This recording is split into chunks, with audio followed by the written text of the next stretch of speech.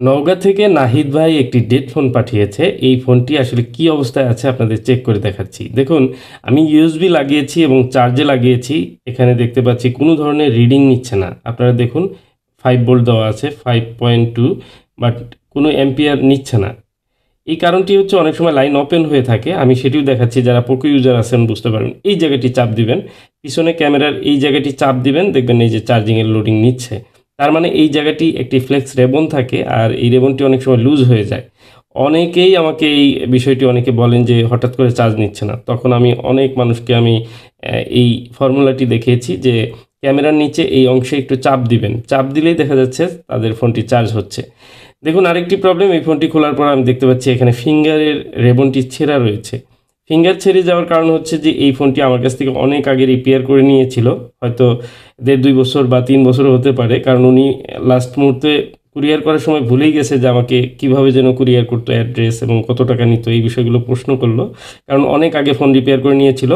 এখনও সিপিউর অংশটি ভালো রয়েছে, তবে এই ফোনটিতে হয়তো মাঝখানে ব্যাটারি চেঞ্জ করা হয়েছে। আর ব্যাটারি চেঞ্জ করতে গিয়ে এই ব্যাকশেল খোলার সময় অনেকেই এই ফিঙ্গারের রেবন ছিঁড়ে ফেলে, সেরকম একটা অ্যাক্সিডেন্টলি হয়তো ফিঙ্গারের রেবনটি ছিঁড়ে যায়।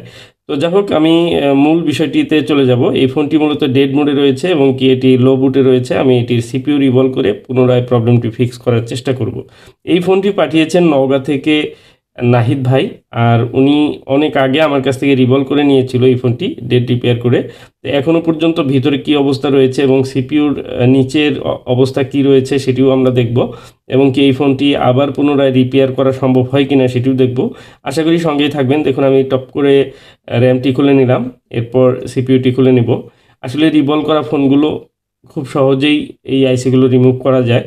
দেখুন, এখনও পর্যন্ত মাদারবোর্ডের কন্ডিশন ভালো রয়েছে এবং সিপিইউ ভালো রয়েছে। আশা করি এটি রিভলভ করলেই আবার অন হয়ে যাবে। আপনারা এ ধরনের যারা ফোনগুলো রিপেয়ার করে নিয়েছেন বা আমার কাছ থেকে যারা সার্ভিস নিয়েছেন, তারা অবশ্যই এই বিষয়গুলো জানেন। আরেকটি কাজ সুন্দরভাবে হলে সেই কাজটি কিন্তু করার পর অনেক দিন কিন্তু লাস্টিং করে এই ফোনগুলো। আমি কিন্তু অসংখ্য কাজ করেছি, সেখান থেকে আমার একটি অভিজ্ঞতা হয়েছে। কারণ দীর্ঘ 4 থেকে 5 বছর হয়ে যাচ্ছে যে একটি সিপিইউ রিলেটেড কাজ নিয়ে আমি ব্যস্ত ছিলাম। তো এই কাজগুলো আসলে যেহেতু অনেক করেছি, সেহেতু সেই অভিজ্ঞতা থেকে বলছি যে এখনও পর্যন্ত সেই ফোনগুলো আসলে ইউজ করার মতো রয়েছে এবং কি তারা ইউজ করছেন। কিছু ফোন প্রবলেম হয়েছে বা হবে, সেগুলো আপনারা আবারও রিপেয়ার করে নিতে পারেন বা চাইলে আপনারা আমার কাছেও কুরিয়ার করতে পারেন।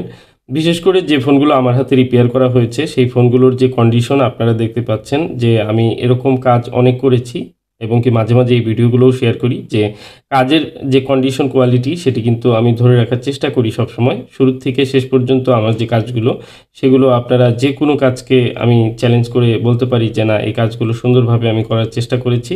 তবে যে ফোনগুলো প্রবলেম হচ্ছে সেই ফোনগুলো অ্যাকচুয়ালি এই ফোনগুলো আসলে প্রসেসরগুলো মার্কেটে নতুন আসার পরেও কিন্তু এই নতুন ফোনগুলোতেই 7 থেকে 8 মাস বা 1 বছর পর এই ফোনগুলো ডেড হওয়া শুরু করে। কারণ এটার যে প্রসেসর, এই প্রসেসরটি অত্যন্ত গরম হয় এবং কি কিছু প্রসেসরই আছে যেগুলো সমস্যা হয়, তার মধ্যে এটি একটি। এবং কি আরও কিছু প্রসেসর রয়েছে, অন্যান্য মডেলেও রয়েছে, স্যামসাং পর্যন্ত রয়েছে, যেগুলোতে বারবারই এই প্রসেসরের সমস্যাগুলো হয়। তবে এই ফোনগুলো ভালোভাবে রিপেয়ার করলে 1-1.5 বছর 2 বছর ইউজ করা যায় ভালোভাবে অনায়াসে। এরপর আরেকবার সিপিইউতে সমস্যা হতে পারে এবং কি সেটি আবারও রিভলভ করে আবারও কিন্তু ফিক্স করা সম্ভব। তো এই ফোনটি আপাতত সিপিইউ রিভলভ করে আমি ফিটিং করছি এবং কি আশা করি এই ফোনটি অন হয়ে যাবে। এবং এই ফোনের যে ব্যাটারিটি সেটি কিন্তু চেঞ্জ করা হয়েছে। বিভিন্ন কোম্পানির ব্যাটারি পাওয়া যায় বাজারে।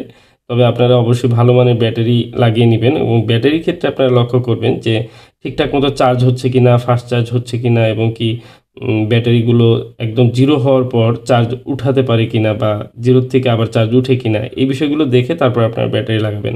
তো পোকো ইউজার যারা রয়েছেন তারা অবশ্যই এই চ্যানেলটি সাবস্ক্রাইব করে রাখবেন। আপনাদের কোনো সমস্যা থাকলে আপনারা আমার হোয়াটসঅ্যাপে যোগাযোগ করতে পারেন। বিশেষ করে এই ধরনের ফোনগুলো যদি ফ্রেশ এবং ইনটেক কন্ডিশনে কাজ করা যায় ভালোভাবে, তাহলে কিন্তু প্রত্যেকটি ফোনই রিপেয়ার করা সম্ভব ইনশাআল্লাহ। তো আজকের এই ফোনটি সুন্দরভাবে কমপ্লিট হয়ে গেল আবারও। আর নাহিদ ভাই, আশা করি উনি আবারও লম্বা সময় এই ফোনটি ইউজ করতে পারবেন। ভিডিওটি আজকের মতো এই পর্যন্তই।